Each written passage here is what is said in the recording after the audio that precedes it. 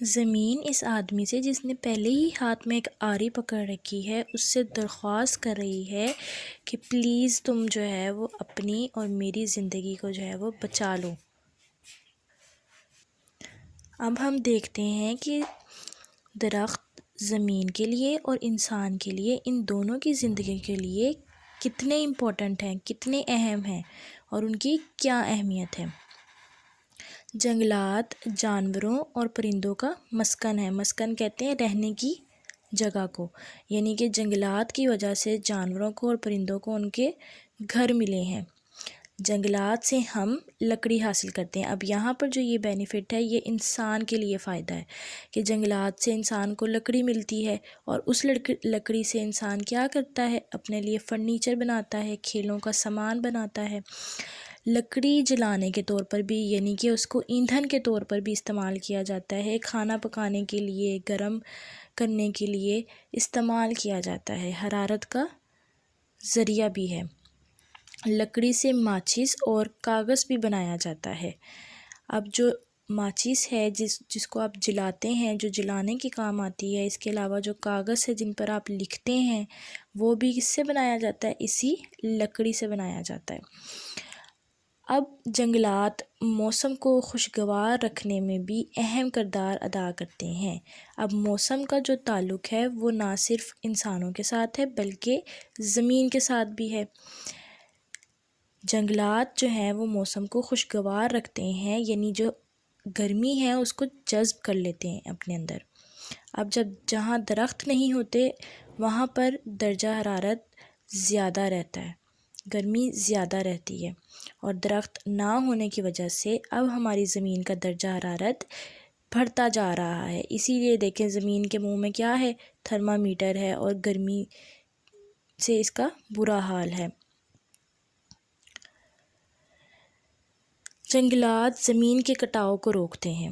زمین کا کٹاؤ کیا ہوتا ہے؟ زمین کا کٹاؤ کہتے ہیں کہ زمین کی ایک پوری لیئر ہوتی ہے، اس پر ایک تہہ ہوتی ہے مٹی کی۔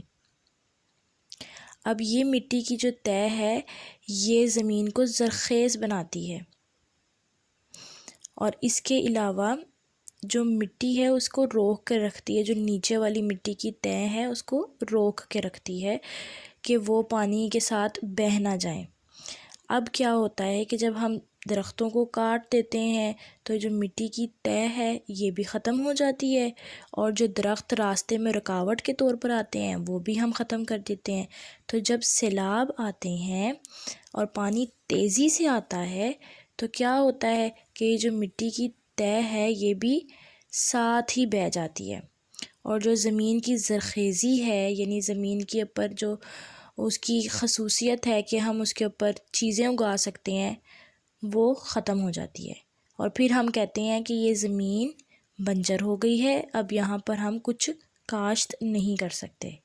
اس کی کیا وجہ ہے؟ اصل میں یہی وجہ ہے کہ درخت جو ہے وہ رکاوٹ تھے، اور درختوں کو کاٹ دینے کی وجہ سے جب سیلاب آیا تو پانی کی تیز بہاؤ سے جو مٹی کی زرخیز تہہ تھی وہ بہہ گئی، اور اب جو مٹی نیچے سے اوپر آئی ہے وہ اتنی زرخیز نہیں ہے کہ جس پر ہم چیزیں لگا سکیں، فصلیں کاشت کر سکیں۔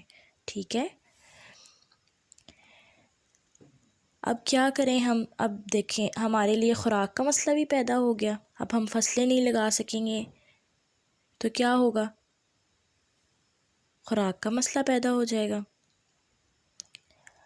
اب ہمیں چاہیے کہ ہم درختوں کی حفاظت کریں اور انہیں ضائع ہونے سے بچائیں۔ جب بھی کوئی مشکل آ جاتی ہے ہمارے کاموں کی وجہ سے، ہماری وجہ سے، تو پھر ہم ان کی روک تھام کے لیے بہت سے طریقے اختیار کر لیتے ہیں۔ تو اس میں ہم نے کیا طریقہ اختیار کیا کہ جو درخت لگے ہیں ان کی حفاظت کرنی ہے، جبکہ جہاں درخت موجود نہیں ہے وہاں مزید درختوں کو لگانا ہے اور ان کو ضائع ہونے سے بچانا ہے، یعنی کہ جو ہم اپنے استعمال میں لے کے آ رہے ہیں وہ بھی ہم نے غیر ضروری استعمال نہیں کرنا۔ ٹھیک ہے، درختوں کی کمی کو پورا کرنے کے لیے زیادہ سے زیادہ درخت لگائیں۔ اب جہاں پر درخت نہیں ہے، درختوں کی کمی ہے، تو وہاں پر ہم کیا کر سکتے ہیں؟ ہم وہاں پر خود اپنی مدد آپ کے تحت درخت لگا سکتے ہیں۔ کیا آپ میں سے کبھی کسی نے درخت لگایا ہے؟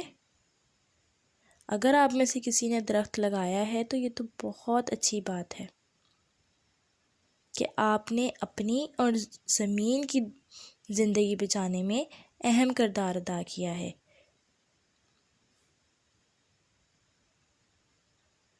امید ہے کہ آپ کو جنگلات کی اہمیت بھی پتہ چل گئی ہوگی کہ انسانوں کے لیے وہ کتنے ضروری ہیں، زمین کے لیے وہ کتنے اہم ہیں، اور جانوروں اور پرندوں کے لیے بھی بہت اہم ہیں، اور ان کو کاٹ دینے سے ہمیں کن کن مشکلات کا سامنا کرنا پڑتا ہے، اور ان مشکلات سے بچنے کے لیے اب ہم کون کون سے طریقے اختیار کر سکتے ہیں۔ اپنا بہت سارا خیال رکھیے گا۔ اللہ حافظ۔